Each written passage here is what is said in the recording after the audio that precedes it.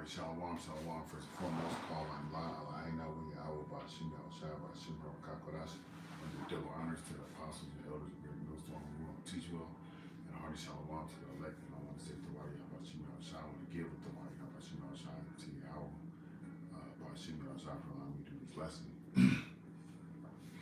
Alright, we're going to just speak about some prophecies that's against Edom. Alright, the Edomites are the so-called white people, okay? Alright, let me grab this book right quick.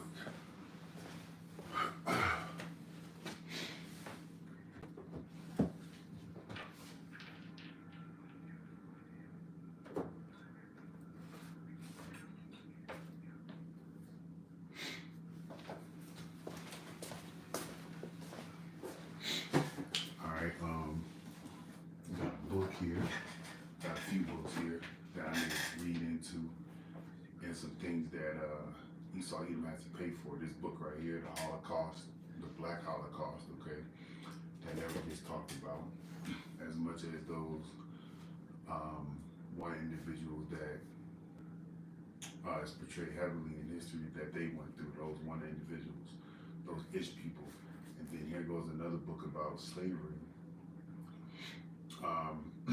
that happened to so-called Negro Latinos and Native American Indians. Okay, so another one of the books I got is this right here, Designer and Compact Bible Dictionary, okay?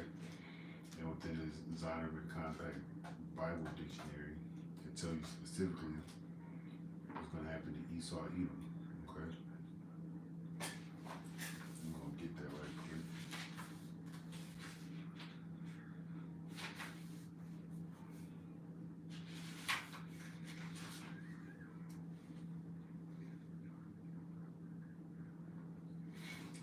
It's under Edom.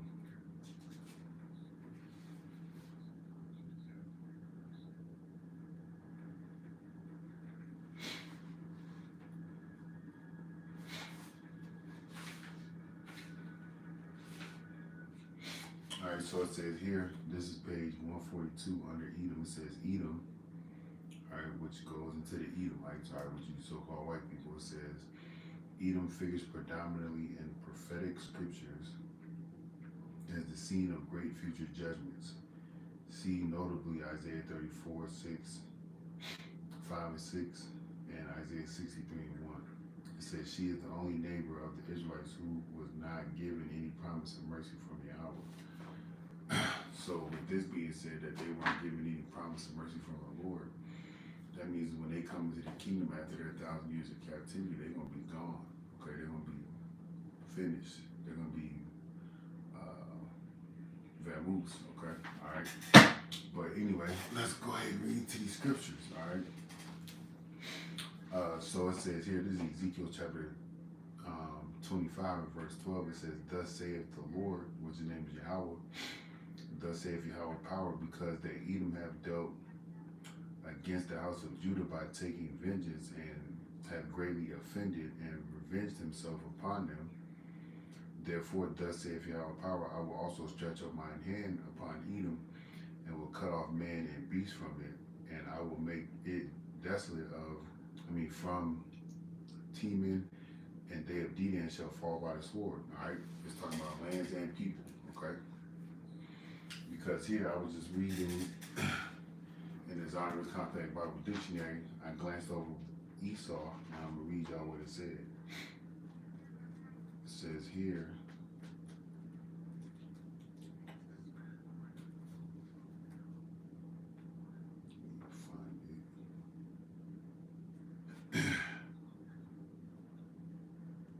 so Esau, it says right here, scripture sometimes uses Esau as the name of the land of Edom in which his descendants lived. Okay, so when you see Edom in the scriptures, all right, it can be talking about a land, the land where the people lived. Okay, all right. So it can be talking about, not necessarily that it is talking about it. All right, it can be referring to the land of Edom. All right. And it can be talking about the people of Edom, because they come from Esau Edom, Genesis 36 and 8, okay? Let's grab that right quick.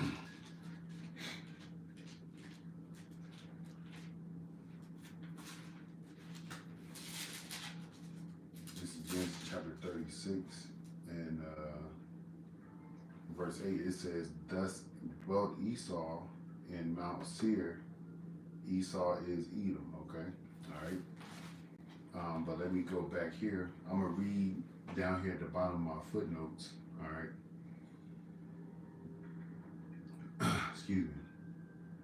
For Ezekiel 12 and 25 through 14. And I know I didn't read 14 yet, but this is very informational. It says, throughout its history, Edom was one of the chief enemies of Israel, beginning with an unreasonable refusal to allow Moses and the Israelites to cross his land. And then it goes in, it tells you the precepts. Numbers chapter 20, 14 to 21. Edom continued to harass and oppose the Lord Yahweh's people, all right, which is you so-called Negro Latinos and Native American Indians. Thus included Saul in 1 Samuel, David in 2 Samuel, and these are the books. All right, I'm gonna read the books and the chapters. All right, but before I continue there, let me get to where it all started. Okay. How Esau Edom was the biggest enemy to you so-called Negro Latinos and Native American Indians. All right. This is Genesis chapter 27. All right, and verse. I don't want to start at the top, but if you read it, you can see how Jacob got the best blessing between the two brothers, Jacob and Esau. Okay, first and foremost, it was predestined to go into Jacob. Okay, all right. But this is Genesis chapter 27, verse 41. And Esau hated Jacob because of the blessing wherewith his father blessed him. And Esau said in his heart, the days of mourning for my father are at hand. Then I will slay my brother Jacob. So Esau even is until this day trying to slay you so-called Negro Latinos and Native American Indians. And throughout pivotal points in history, all right, you will learn throughout reading the Bible, all right, that Esau Edom, okay, was trying to slay one way, in one way, shape, or another, you so-called Negro Latinos and Native American Indians. Whether he was doing it physically with the sword, okay, or preventing you from crossing his land, okay, going to war with you, all right, in today's time. He does it through the education system. He does it through the financial system. He does it. He shows you his hate and tries to slay you through the music and entertainment system, the media. Okay, he does it through the food. He does it through social media. He does it through food. He does it through what else, man? That's the only ones I can think of on top of my head. How he chooses to slay you, okay? And to slay means kill, all right? First before he kills your body, and this time he kills your spirit, man, okay? How does he kill your spirit? He draws you away from the Heavenly Father, okay? All right? But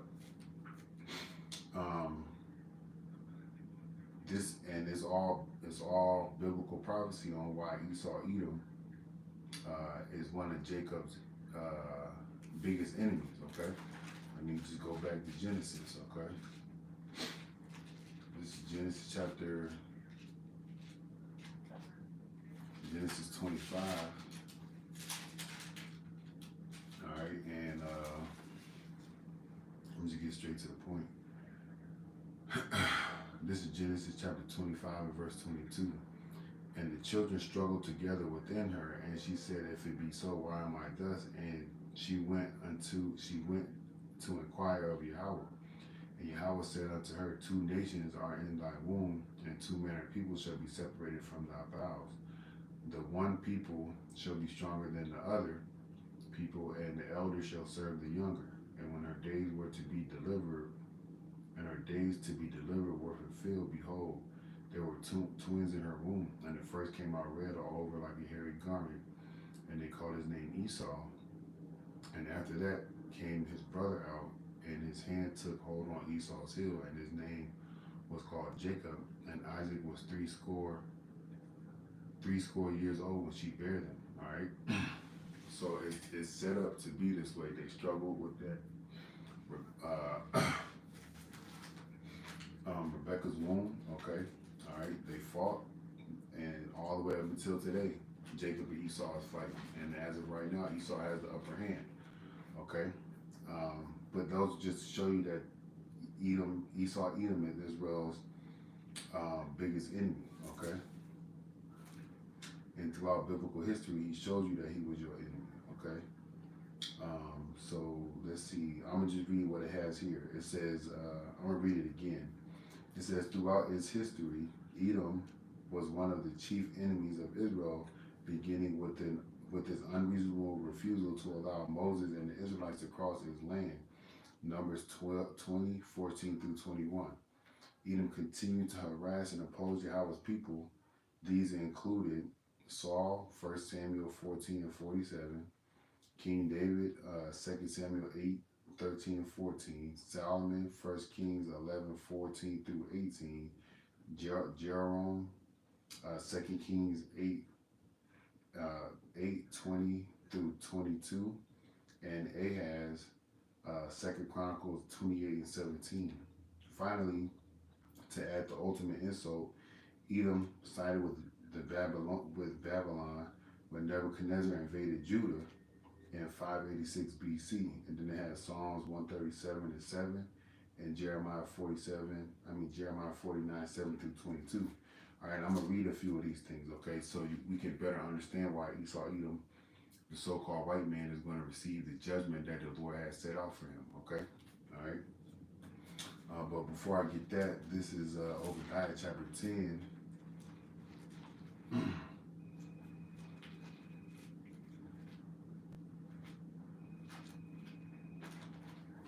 Obadiah 1 and 10, okay? It says, for thy violence against thy brother Jacob, shame shall cover thee, and thou shalt be cut off forever. And the day that thou stoodest on the other side, in the day that strangers carried away captive his forces, and foreigners entered into his gates, and cast lots upon Jerusalem, even thou was as one of them. And we're going to read it, Jeremiah 49, okay? It says here, but thou shouldest not have looked on the day of thy brother, and the day that he became a stranger, neither shouldest thou have rejoiced over the children of Judah in the day of their destruction, neither shouldest thou have spoken proudly in the day of distress. Thou shouldest not have entered into the gate of my people in the day of their calamity. Yea, thou shouldest not have looked on their affliction in the day of their calamity, nor have laid hands on their substance in the day of their calamity. Neither shouldest thou have stood in the crossway to cut off those of his that did escape. Neither shouldest thou have delivered up those of his that did remain in the cities in the day of distress. So this is what Edom has done, okay? All right. And I want to read his fate, but I want to read some of Jeremiah first, okay? So we can understand why Edom is going to get the judgment that he's going to get. Then I'll come back to read some more of Obadiah, more when I remember. All right, this is Jeremiah chapter 49. We're going to skim through it and see what it says. All right, and verse, it's a prophecy concerning Edom. All right, in verse 7, it says, concerning Edom, thus saith Yahweh of hosts, it is wisdom no more in Teman, his counsel perished from the prudent, is their wisdom vanished? Flee ye back, dwell deep, O inhabitants of Dedan, for I will bring the calamity of Esau upon him, the day that I will visit, the time that I will visit him. All right, and that the Lord's going to visit Edom in this time, okay? All right. We are waiting for Yahweh to send Yahweh Shai, according to Isaiah 63 and 1, to bring forth war upon here in America, all right? The Lord's going to stomp out all the wickedness that's here in this place, okay? All right?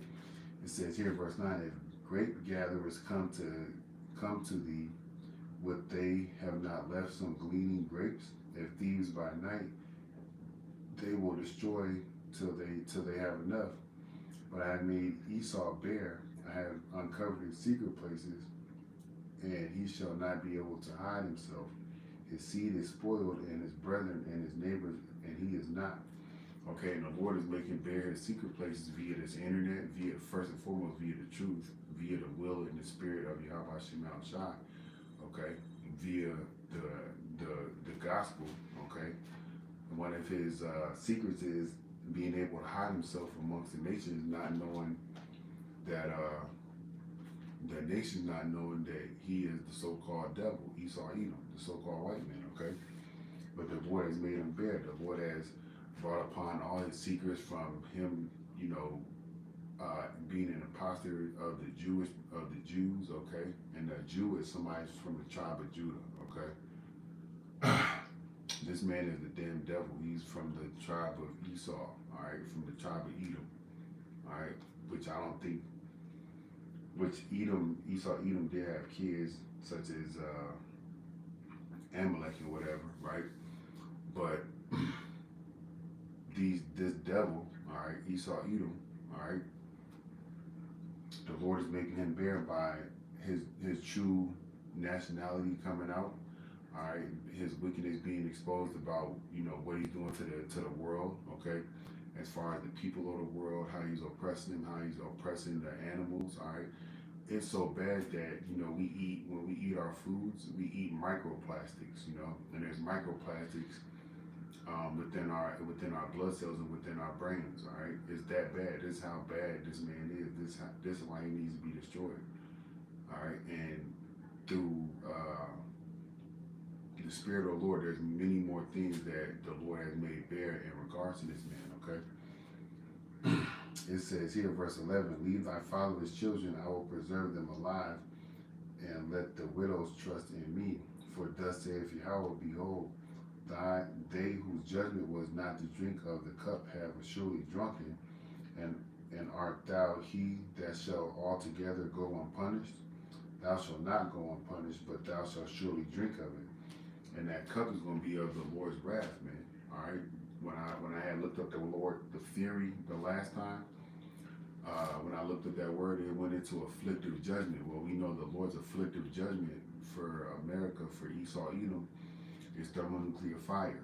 Then on top of that, hardcore captivity, man, slavery. Okay, they're going to drink of the same cup that we drunk of. Okay, all right. And Revelation, the 18th chapter, it says, "Give unto her double." Okay, I'm gonna just get it right quick. This is Revelation 18:6. "Reward her even as she rewarded you, and double unto her according to her works. And the cup which she hath filled, fill to her double." All right, and she gonna get double, man. All right, she gonna get double of what it is that we got, and it's gonna be worse, but it's gonna be in a righteous way. Okay. So it says here, "For I have sworn by myself, saith Yahweh, that Basra shall become a desolation, and a reproach, and a waste, and a curse, and all of the city, and all the cities thereof shall be a perpetual waste." And that's what's going to happen to America, man. All right.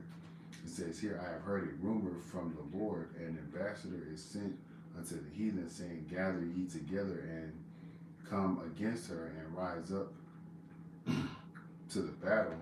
For lo, I will make thee small among the heathen, and despised among men.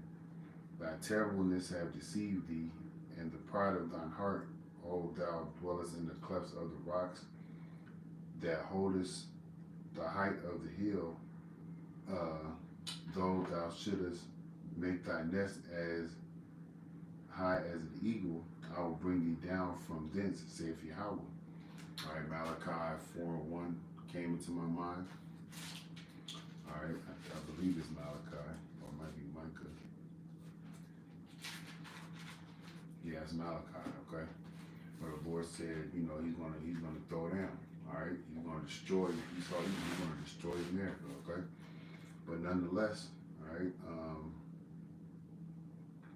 It says here, as in the overthrow of Sodom and Gomorrah and the neighbor cities thereof, saith Yahweh, no man shall abide there, neither shall the son of man dwell in it.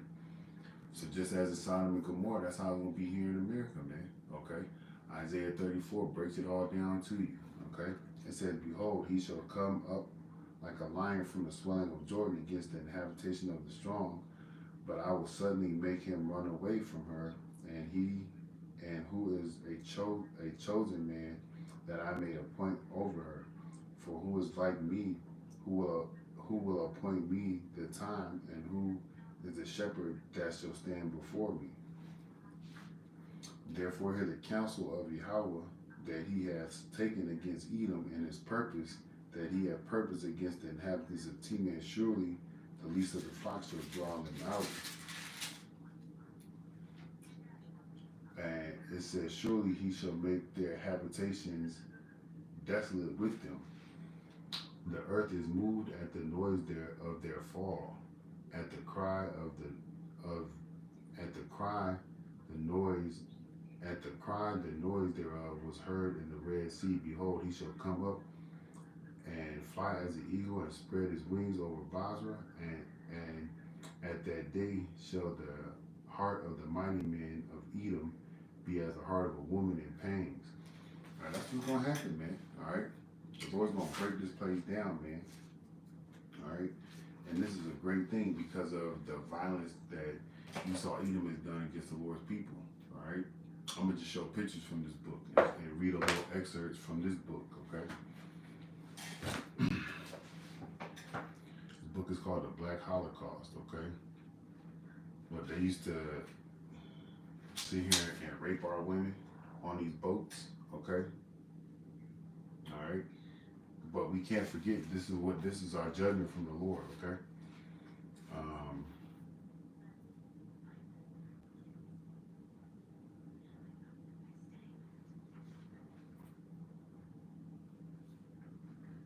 Just trying to see.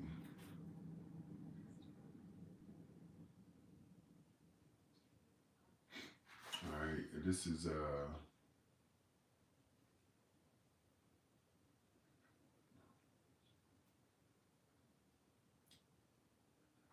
just a little excerpt from it. It says, by the time you arrive at the death ship, which is that slave ship that you will go on, you are not healthy. You have experienced the trauma of the capture, the miles and miles of coffles, the slave caravan trek, the factories and dungeons. Your diet has dissolved into nothing but once a day gruel.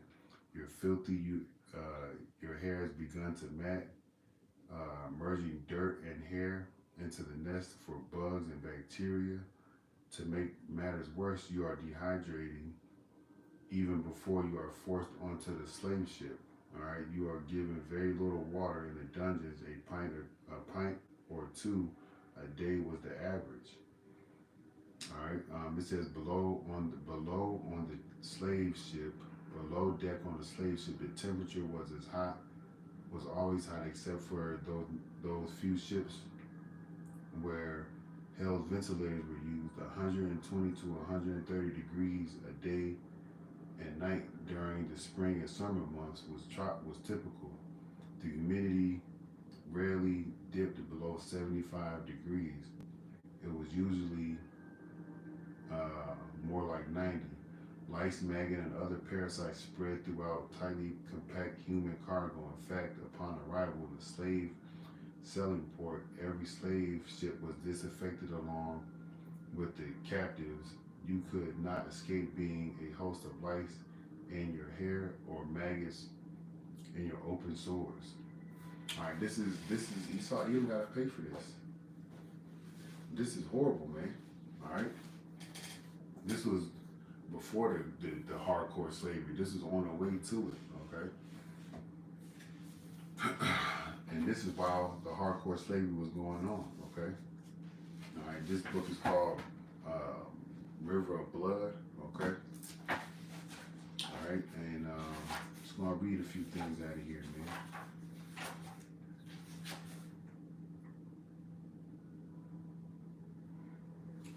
This is from one slave, right? It says, I was born at Charleston, South Carolina. At the age of 2.5 years, we landed in Loverine, Alabama, where with my mother I was sold for $400. All right, and his name was Daniel Taylor.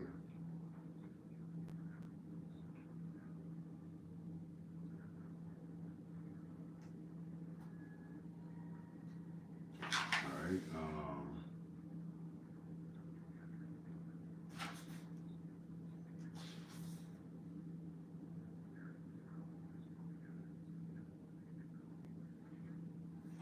Here we go. This is another one. It says, I see children too little to walk from the mammy's soul right off the block in Woodsville. They was just sold just like calves. They were sold just like calves.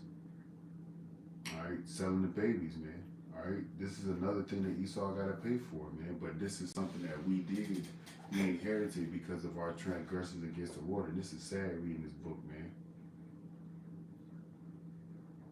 This is right here. It says Josie Brown, daughter of Kia and Reuben Hurd, was born into slavery in 1859 on a plantation owned by George Hurd in Victoria, Texas. Her mother was a Choctaw Indian who was kidnapped and sold into slavery. Hundreds of thousands of American Indians were enslaved by Europeans starting in the colonial period, and Indians enslaved. Later, blacks. Brown married twice and raised 10 children. She also cared for 6 or 7 orphans. She lived in Woodville, Texas, and died in 1949. The scriptures say that Judah and Ephraim was oppressed together, man. All right. Judah, is the head of all the tribes, but more specifically is the head of the southern kingdom, and Ephraim is the head of the northern kingdom. Okay, but you Gadites and you Reubenites and you Simeonites, y'all all fall in with the Thai Indian. Okay, when I say with the Thai or with the name Indian. Okay, so Judah and Ephraim was oppressed together. Reading this sentence, man, it made me think of that. All right.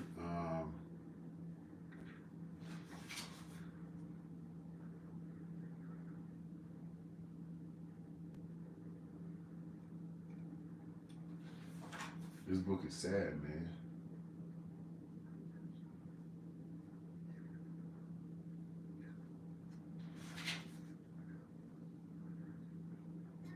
This is another one. It says, when I was 6 years old, all of us children were taken from my parents because my master died and his estate had to be settled. We slaves were divided by this method.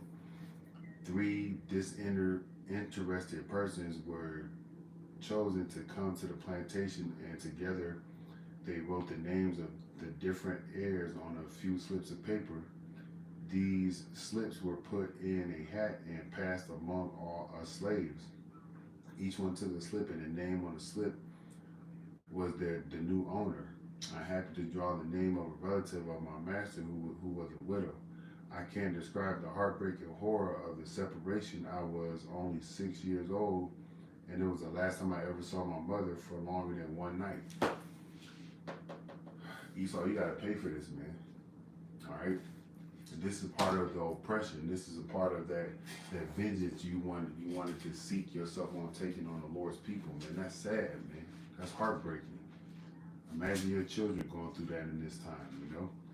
This is Ezekiel chapter 25, verse 14. It says, I will lay my vengeance upon Edom by the hand of my people Israel, and they shall do in Edom according to my anger and according to my fury. And I looked that word up, fury, okay? It's afflictive judgment. And they shall know my vengeance, says Yahweh. And we waiting for that day, man. All right? There's a lot that Esau did you gotta pay for, man. All right? But just keep reading the scriptures, keep studying, keep praying, because the things that the Lord is going to have happen per the scripture is going to come to pass, man. So gotta keep praying, hoping, and believing. All right, but Lord, we was edified to the next time. Shalom.